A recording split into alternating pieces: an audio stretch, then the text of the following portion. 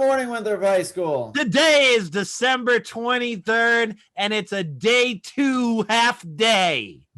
This week for Wake Up Winthrop, we have the dynamic duo of me and Mr. Palin. That's right. It's been a while since we've been together here, but we're back again, baby. And talk about excitement. Okay, so our first story is something that is filling Instagram stories around the world. Oh, are we going to talk about the election?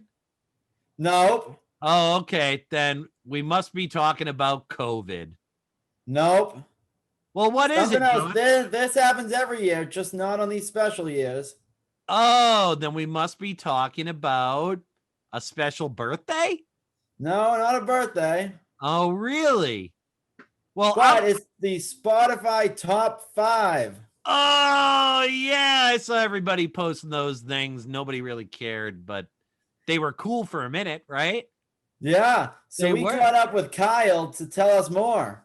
All right. Fantastic. Take it away, Kyle. 2020 has been a challenging year for everyone, but even with all the challenges and uncertainty, sometimes you just have to listen to music and put the world away for a moment. We've asked some of WHS's familiar faces to see what their top 5 songs of the year were and a little bit about them. Despite everything going on in the world today, we can all find music as a way to connect and bring everybody together. Whether 2020 has changed your music taste completely, or you've been listening to the same songs all year, everyone can agree that music has helped in this difficult time. All right, Miss Leonardo's top 5 Spotify songs 2020 Unwrapped. No surprises here. Really, number 1, Just You and Me by the band Chicago. Miss Leonardo plays in a Chicago tribute band. History teacher by day, rock and roll guitarist by night. Number 2, Jupiter by Earth, Wind, and Fire. Awesome band, awesome song. Played along with a Earth, Wind, and Fire tribute band earlier in the year. So been listening to a lot of Earth, Wind, and Fire ever since and before that. Number 3, Sing a Song, also by Earth, Wind, and Fire. Another great tune. Pretty awesome guitar part, rhythm guitar part, funky stuff. Number 4, Let's Stay Together, originally done by Al Green. The version that I listened to a lot this year is by a guy named David Garfield, and it was on an album called Tribute to Jeff. Jeff Porcaro is who the tribute was being paid to, a famous drummer who was on a lot of great records like Michael Jackson. Unfortunately, he died very young due to heart complications connected to cocaine use. Number 5, Right Out Loud. That's a song by a Swedish band or singer. I can't remember the name. I listened to it a lot for like a week straight as I was putting together horn parts for a band that was performing it. Kind of like a Bruno Mars, I guess the Swedish white version of Bruno Mars in some ways. Pretty good stuff, all right? Check it out. It wouldn't be Miss Leonardo's 2020 song list without Chicago and Earth, Wind, and Fire involved. Peace. My top 5 artists this year were Mac Miller, Taylor Swift, Ed Sheeran, Arizona, and Maggie Rogers, which is kind of basic but pretty on brand for me. Mac Miller did come out on top for a very good reason. I think he is a musical genius. It's super tragic that we lost him, but they did recently release his unreleased album called Circles, which was a sister album to a previous album called Swimming that I essentially had on repeat all year. It's one of my favorite albums of all time, and it will probably be on repeat for a very long time going forward. That's for sure what put him on top this year. Although Taylor Swift did put up a really good fight with all of her new music that I absolutely loved, that was a little bit more folky and a little bit more vibey, that I truly enjoyed. Ed Sheeran's always on my top 5. Arizona's kind of a newer band that I found this year that I truly love. Could not stop listening to them. And then, Maggie Rogers is typically always there too. So a little bit basic, but classic for me for sure. Hey, so when I look back at my top 5 songs of the year from Spotify, I guess I was a little surprised. But so basically my my number 1 song of the year was Here Comes the Rain Again by Annie Lennox and the Eurythmics, which was an 80s song. And I actually think the song was in an episode of Black Mirror on Netflix, like way early in the year, like back in like February maybe, when it was first released. And I heard the song, I hadn't heard it in a while, and I fell in love with it. So I think I ended up playing that a bunch of times. My next song was Hall & Oates, You Make My Dreams Come True, which is the quintessential 80s song that you can't help but feel good and dance a little bit when you hear that song. I love it. And number 3 was weird. Number 3 was called Gray Hematite. And I saw it on my list. I said, I don't even know what song this is. I never heard of it. But then I played it and realized that one of my biggest things this year, and last year probably too, is I'm super into lo-fi beats and super into that whole genre right now. But I don't really know any of the artists by name for the most part, other than considered lo-fi, I suppose. But Bonobo, who maybe the only other person who knows that around here is Mr. Donnelly. Number 4 was Stacks by Bon Iver. I hope there are some Bon Iver fans out there. A fantastic musician and artist. That's from the album For Emma Forever Ago. Kind of on the sad side of music. If you are ever going through a bad breakup, not that I went through any sort of bad breakup this year, but if you are, you listen to that album, and that's what gets you through it. Stacks especially is a really fantastic song. And then coming in at number 5 was Oasis with Don't Look Back in Anger, which was a testament to, I guess, my 90s nostalgia as well. I think a big part of the year was nostalgia, and I attribute that to, kind of longing for wanting something normal in your life again, because everything was so uprooted this year. So I think that's why you see a lot of 80s and a classic Oasis 90s song. And maybe that's also good advice going into 2021. Don't look back in anger, just move forward. That's all we're going to be able to do. So my top 5 for 2020 are all from the Folklore album by Taylor Swift. I know that's shocking for really everyone.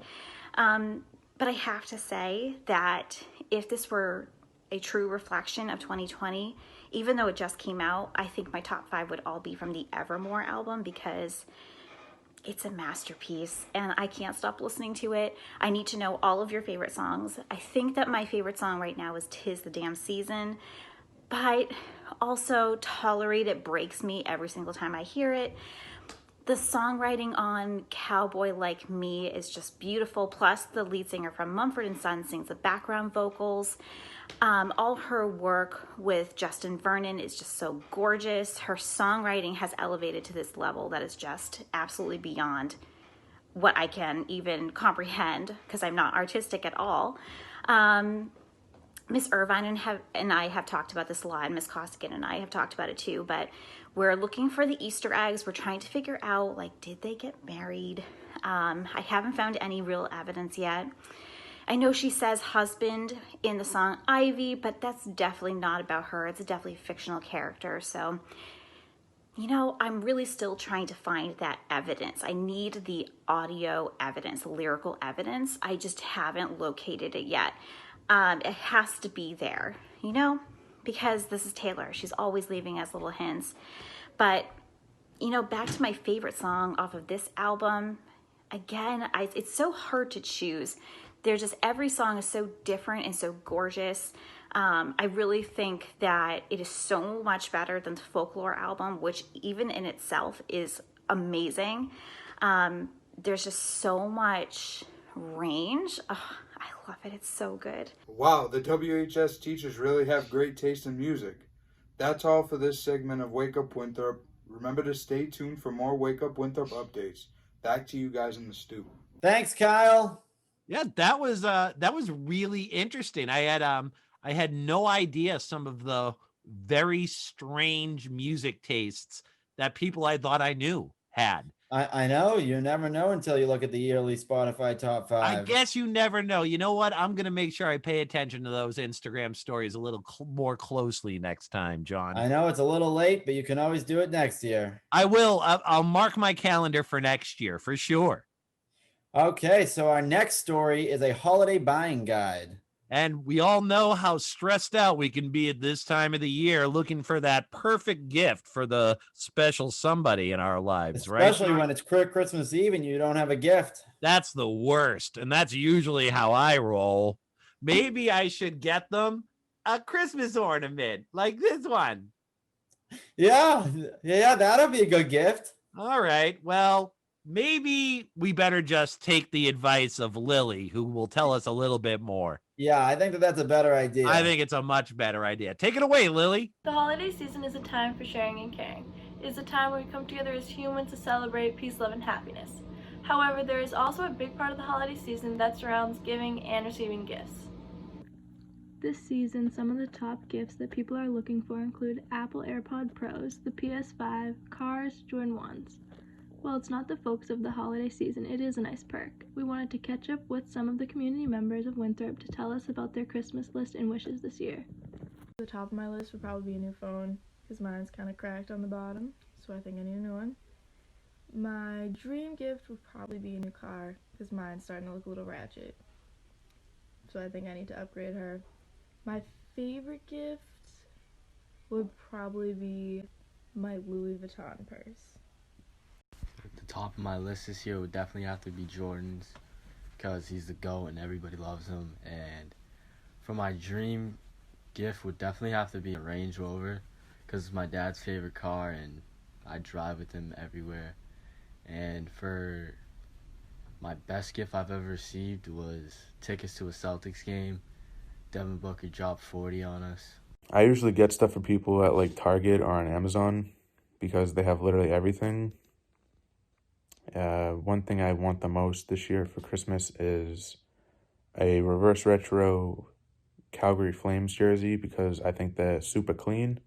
And I don't know, I feel like every single year the most current Christmas always tops the like previous one. So last year's probably my favorite Christmas, but it will probably end up being topped by this Christmas. Sweatshirts are at the top of my list this year because I always wear them and I just want more. My dream gift is a car because it's just nice to have your own and not have to share it with anyone. And the best gift that I've ever received is money, because I get to choose if I want to spend it or save it. So this year's the first year my oldest daughter Scarlett, who's 3, is going to enjoy Christmas. We got her a bunch of toys, and her little sister Savannah a bunch of toys. But we got them some Minnie Mouse stuff. She loves playing dress up, wearing mini dresses, so we went with the little box to hold them. And then one of her big gifts this year is like a mini play kitchen. She can pretend to make Minnie Mouse food. Even though she's getting a lot of presents this year, I definitely want presents too. I don't think because I have kids I shouldn't get them anymore. So I don't care what I get, but I definitely want presents. The big gift I got when I was a kid, I'd have to say, was we got some Patriots tickets. Was probably my favorite. It's probably one of my earliest memories. Got to go with my family. But that was probably one of the biggest gifts I got. Hopefully you already started shopping this year and making your list, but if you're not sure what to get or ask for, hopefully this helped. This year's holiday season will be like no other, but make sure you still enjoy it, have fun, and stay safe. Back to you guys in the studio. Well, thanks, Lily. Now we know what to buy for the holiday season. Yeah, that was very informative. I would have never thought of a few of those items, and I'll have to check it out. I know right now, John, I have some items that are out floating in the middle of the Atlantic Ocean somewhere that I can't even track anymore. And it's what I get for ordering from Etsy. I really should have stuck to tried and true. I should have done all of my shopping at Woodside Hardware. But a lot of people are reporting this, especially with the Postal Service and stuff like that. It's crazy. I know Christmas delays. They've got important stuff to take care of right now. But I need my arts and crafts things that I ordered from England for my wife. So I know. I mean, if you need any last minute gifts, I would not recommend ordering online. No, I'll probably just get them a gas station gift card or something at this point, you know? Yeah. Or well, that works. Like Maybe I'll get him a $3 car wash on the bridge. Maybe. But whatever. What do we got next, John? We got a special film called Sanitology. Oh, you're telling me that we're actually on Wake Up Winthrop are going to be treated to a special film? I guess so. I guess so too. Do you know what this one's about, John? I don't. Do you? I have no idea, but I bet it's going to be great. You know why? Because we got Robert Floyd. Robert Floyd to tell us more. Robert, take it away, pal.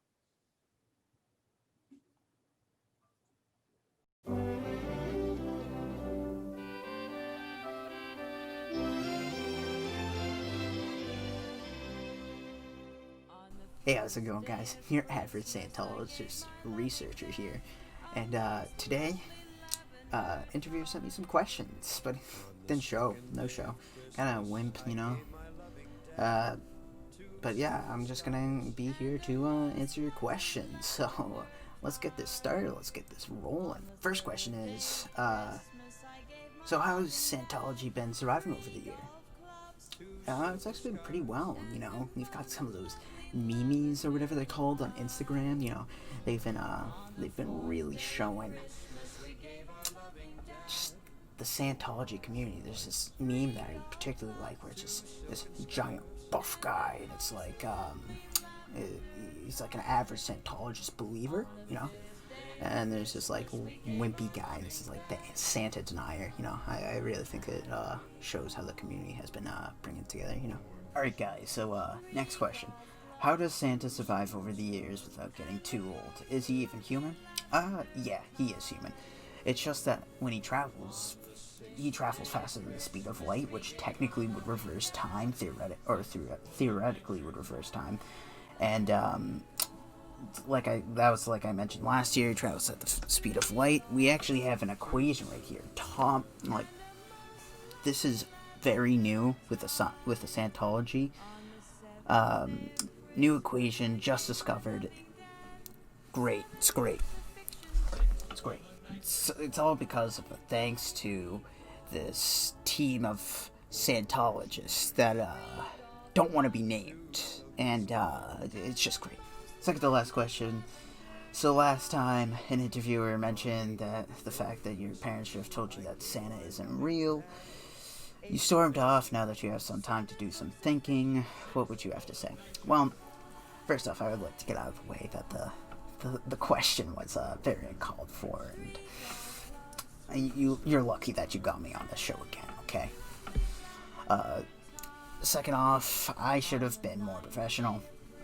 I mean, I've spent hours of my life, years of research right here. If that ain't proof, I don't know what is. I do this because of my parents, because they told me that he wasn't real, and he obviously is. Like, come on, guys, get with the program.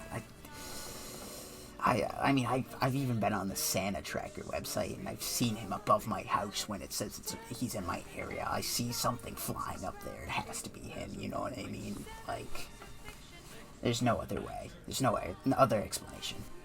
Last question. Do you have anything to say to the message to all non-believers, non-Santa believers? Okay. I don't know what else to say besides just get with the program. There's been a large community influx. I mean, years of research that I've put in were so close to the truth that there's nothing that should be holding you back from joining at this point. Listen, join right now. Come on, do it. Join. Two silken scarves and a most lovely lavender tie. Thanks, Robert. Yeah, man, that was a really great story.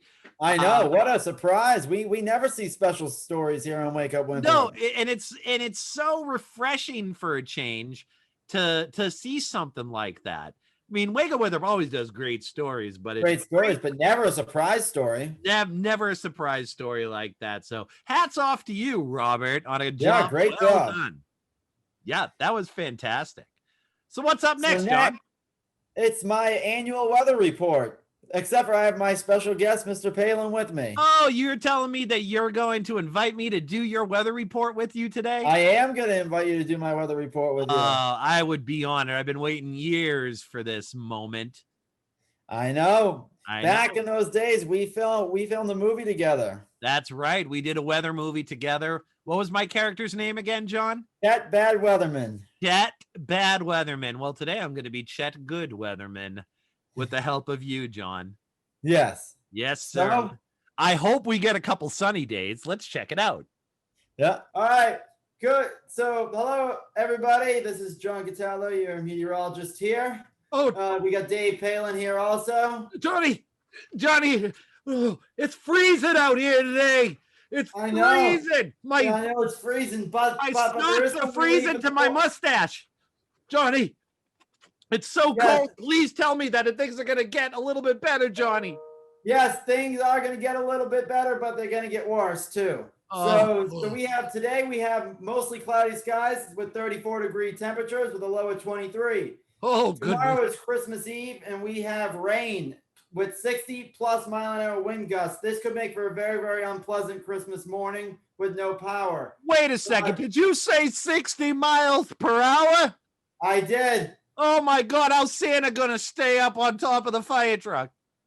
I don't know. He's going to have some turbulence. Dude. I know. We got 44-degree temperatures that night, but then on Christmas Day, we get AM rain and some PM clouds with 52-degree temperatures, also rain. So your hopes of a white Christmas is 0% chance. Oh, we're going to have a wet Christmas instead.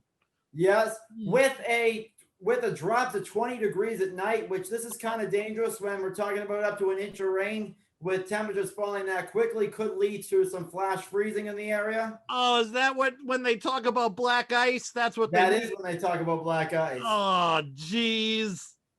And then Saturday, we have got partly cloudy skies. As you notice, we are into a cold front here with a high of 28 and a low of 13. 13 degrees at night? Oh, my God, I'm building a fire. And then Sunday, it is sunny with a high of 29 degrees and a low of 15 degrees. Oh, my God. Okay, sunny but cold. Got it. And then Monday, we move in with mostly cloudy skies with a high of 32 and a low of 25. Oh, man. And then Tuesday, this is our next potential winter storm coming in. It's going to snow with a high of 31, low of 17. Right now, they are predicting 3 to 5 inches of snow. Are you saying that we could even have snow days maybe when we come back to school? No, no, because this is going to be on Tuesday. We don't come back until the following Tuesday.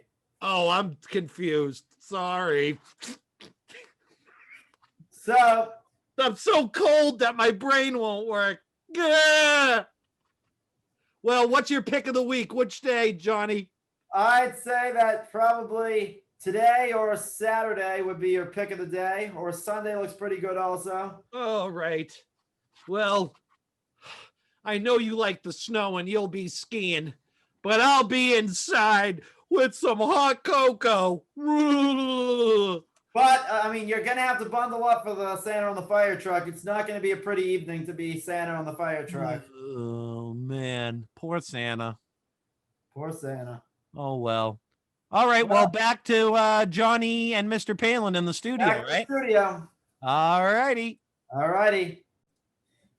Welcome back from the weather world, Palin. Wow, that guy looked cold, didn't he, Johnny? He did look cold. Like, we might have to do a status check in a couple hours. Yeah, we'll definitely have to check up with him. He was cold, and you know what? I mean, that hot chocolate's gonna run out eventually. Eventually, it will run out, but I hope that he warms up some. Yeah, I really hope he. I'm sure he will. I'm sure he will. He'll be all right. Yeah, he'll definitely find some shelter. Yeah. Anyway, what do we got going on now? Our next story is the senior spotlight. All right. This week we are presenting Sophia Vitale. Let's see what Sophia has to say. Yes, I agree. Let's send it over. My favorite high school memory was winning NEC Grand Champs my sophomore year with the cheer team. It was so much fun, and I was so happy I got to do it with my best friends. You know, the first time I met Sophia, she struck me as a student that was bound to be successful. What I found was a student who was willing to put in the time and was willing to try things and figure out where her strengths was and where she needed to improve. My favorite class has definitely been Mr. Tarantino's physics class junior year. He's my favorite teacher, and I went to his class like every day at 6:30 in the morning, and he just helped me so much and like showed me that I can accomplish anything if I really try. He just helped me so much and like showed me that I can accomplish anything if I really try. There were a lot of times when I would walk up the stairs, come into my classroom in the morning, and she would be sitting there waiting for me, sometimes saying that she had been there for 15, 20 minutes just because she wanted to look at a couple problems in the homework. I'm gonna miss cheering at the football games on Friday nights, and I'm gonna miss softball so much. I was always continuously impressed with Sophia's progress in school, but I think what's even better is the way that Sophia's personality, developed. I plan on going to college next year and becoming a nurse. I saw her go from a little bit unsure of herself and always second guessing to somebody who was confident and wanted to assert that they were a class leader. I'm super proud to have had Sophia in class, and I know that she's going to do great in whatever she wants to do in the future. And I hope to hear back from all the successes that she has. In 20 years, I see myself being married and living in a nice home. Hopefully I'm neighbors with Jill McKinnon because we've been neighbors since we were little, and I can't see myself not living next to her. And I will see myself working in a hospital, being a nurse, and working a lot. All right. Congratulations, Sophia, for being the Student Council's Senior Spotlight of the Week. You were a great senior spotlight, Sophia. We're all so proud of you here at Winthrop High. Keep up the good work. So for our next story is a story made by the Digital Media 2 class. Oh, is that your class? That is my class. Oh! We are a class that produces your weekly Wake Up Winthrops. They do a lot around here, don't they? Yes, we do. And it's also made by the Digital Media 3 class too. 2 and 3. Which they make your holiday show and pep rally videos. Oh, I see. So we are going to be talking about what we are hopeful for in the year of 2021. It's a great topic to talk about. Though 2020 was not the best year, we are hopeful that 2021 will be a better year. So we're gonna hear from the class and see what they have to say. Yes, we are going to hear from the class. We're gonna Before that, John. Before that, if you don't mind, I'd love to hear what you were hopeful for. I am hopeful for everybody to have a safe year. I hope everybody gets vaccinated, healthy, happy, and so that we can just do away with this COVID-19 thing and just move on. Get on with our lives. I Yep. couldn't agree more, man. What are you hopeful for? Well, all that, John, of course. And also, I am just hopeful that everybody finds happiness in 2021. These are stressful times. These are the times that try men's souls, as they say. And I just want to hope, I am hopeful that we can all come together again in more ways than one and all just be happy and smiling and full of joy and just celebrating life, I guess, together. That's what I'm hopeful for 2020. Yeah, I would agree with that. There's a lot to look forward to in the year of 2021, and we'd like to see what the rest of the class thinks. I can't wait. Let's hear it.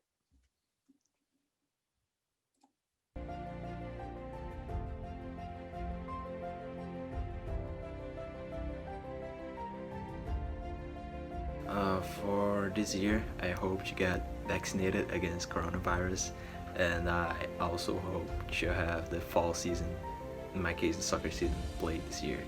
For 2021, I'm hopeful that we can return to sports. I know everyone's dying to get back to that, and I also hope that we can return to somewhat normal life after the vaccine in the spring. For 2021, I hope we all have a productive, healthy, and peaceful year. I'm hopeful for a normal summer. For the new year, I am looking forward to having a golf season, whatever that may be. And overall, I'm just looking forward to seeing the world hopefully in a much better place in the following year. It's been a rough year. It's been different than any other year we've ever lived, but I'm very hopeful for us as a school, as a community, and as a world. So I'm looking forward to seeing what the next year has to come. So this last year didn't go as planned, but looking toward the 2021 year, I have a sense of hope and optimism as we are able to see our friends and family face to face again and rebuild the sense of community that we once had before. Going into 2021, I am hopeful for school opening back up and life becoming normal again.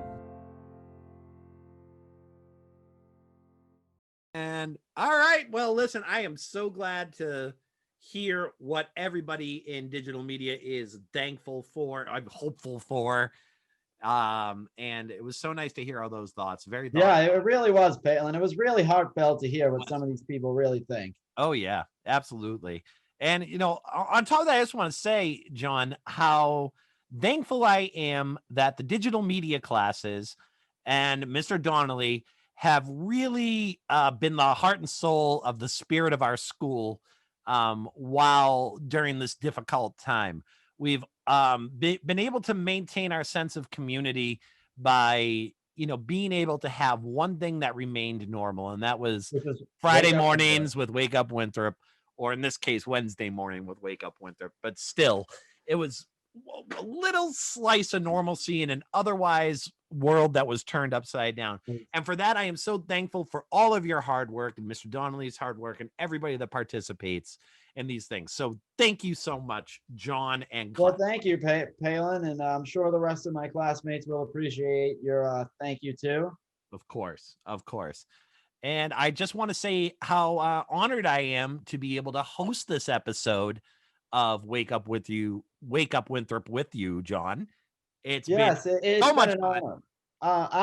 Mr. Palin was the first teacher I met on my first day of high school when I was a freshman, and he's continued to be my teacher all 4 years of high school. Yeah, and we're like two peas in a pod, that's for sure. And that's why I'm even extra honored to be able to do this with you in your senior year of high school. And hopefully it's a memory that we'll have forever, which is forever. Good. It's a memory that everybody will have forever now. Yeah. Right? Oh, yeah. Everyone's going to have this memory forever. That's right. Nobody will ever forget. Nope. The day that Palin and John hosted Wake Up Winthrop. Yep. They'll be talking about this 50 years from now. Yep. That's right. Yep. Well, anyway, I think it's fair for us, John, to just say that we'd like to wish everybody happy holidays. Happy holidays. Please be safe out there.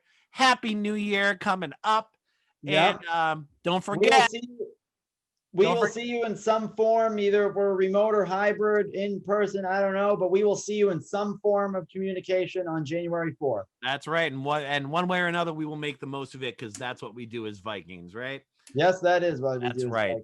So don't forget to be safe, wear a mask, and above all else, roll. Vikes!